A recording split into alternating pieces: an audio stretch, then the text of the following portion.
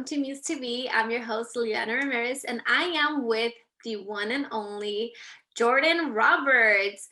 Hi, Jordan. Welcome to MUSE Thank TV. you. Thanks for having me. Nice to meet you, Liliana. Nice to meet you too. How are you today? I am in Venice, California. The sun is shining. I'm Great. nothing to complain about. Life is good. Okay, so I know that you you wrote and directed 3, 2, 1, Frankie Go Boom. How was that? What inspired okay, so I know you wrote it, so what inspired you to do that movie? Well, it's a movie about humiliation, Hmm. and it's a comedy about humiliation, I'd say. And I didn't know it at the time. I was writing for quite a while before I realized that the movie was very much a way for me to process the fact that my first film, which I wrote and directed, which is a lovely little movie called Around the Bend, had been pretty much eviscerated in the press.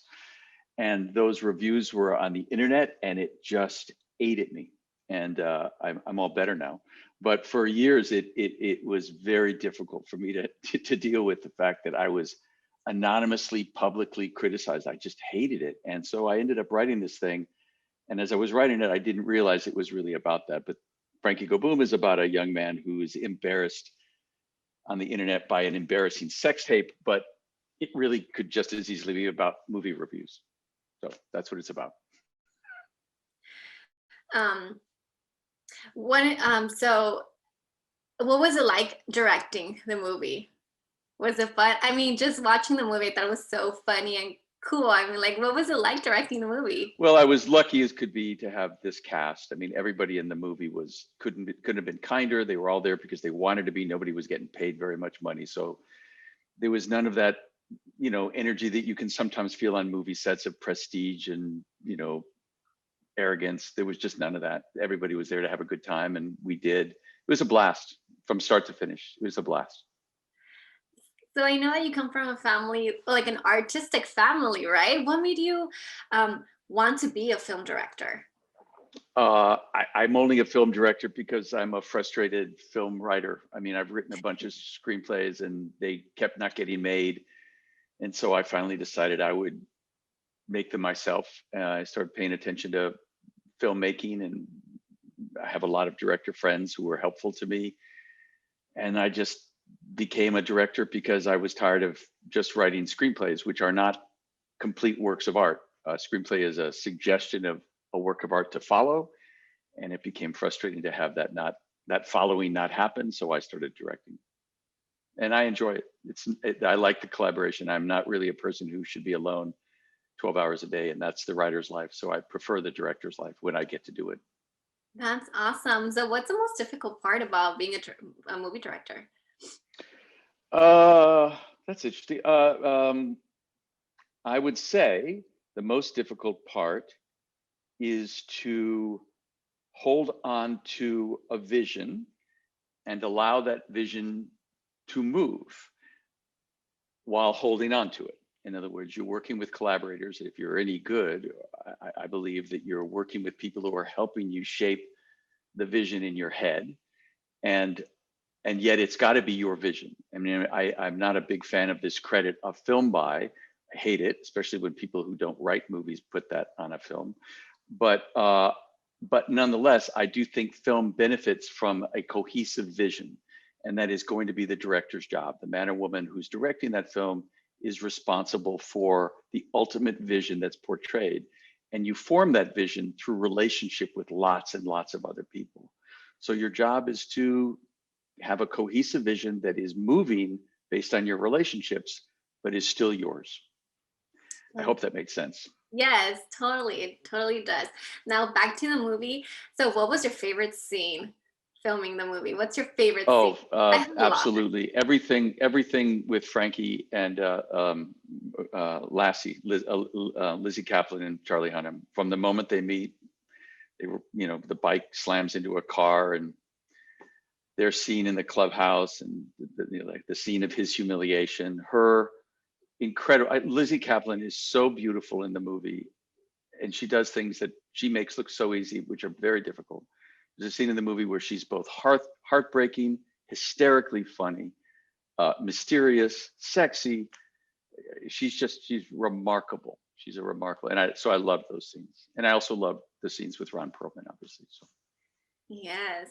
If you were to film the movie again now in 2021, what is one thing you would do differently? I would cast a transgender actress to play Phyllis. Oh, Absolutely. really? Yeah, I would do that for sure. Because I would be able to. I would be able to find a transgender actress to play Phyllis. I made the movie 8 years ago, 9 years ago, it might have been. Cast it 9 years ago, I think. And that wasn't really an option for me. And not only is it an option today, it's expected today, and I think properly so. So That's I would awesome. definitely, I've no offense to my dear friend Ron. I think she or he would understand. Yeah, Yeah. especially with the whole going viral, right? It's just everything viral right now. It's the trend, right? Yep. So Yep. Yep. that's so cool. So, Yeah. what is some advice you would like to give someone who wants to make a life out of creating films? Uh, Great. Start right now. Start like tomorrow. Like if you have a phone, you have a great camera. If you have an iPhone 12 or 13, whatever the heck this thing is, the camera on this new phone, I just got a new phone, and it is mind-boggling what this camera can do. Um, Nobody who's grown up in America and has watched cinema doesn't understand the language of cinema. Nobody. It's just whether they know it or not, they know the English language, they know how to read, and they've learned the language of cinema by watching hundreds, if not thousands, of movies, which means they know how to tell that story visually. They know where the camera's going to go, even if they don't know it. Just start telling stories. You can do it on your phone, you can cut it on your computer. Frankie, I paid for myself. It was more money than most people probably have to make movies, because I had a couple of good years in Hollywood and I took all that dough and made a movie.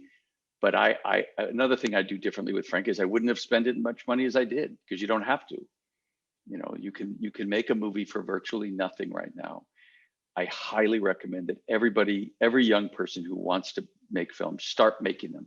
Go to film school if you can, if you want to, but start making movies. Start somewhere, right? Start now. Start here. Don't start somewhere. Start right here. Start right now. Make a bad movie. Make a bad movie. Make a bad movie. Show it to some people. Let them tell you why it's bad. Then go make a better one, and then make a better one after that.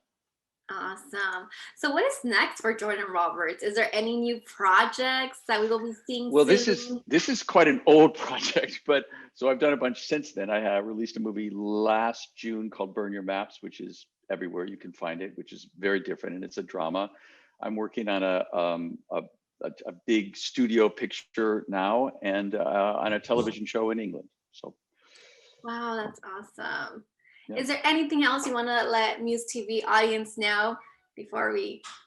Watch the movie. Tell your friends about the movie. Nobody knows about this movie. I watched it. Post I nice loved things it. and thank you. Post nice things on the internet. No, no. Have good days. Enjoy yourselves. Be kind to each other. That's it. Well, there you have it.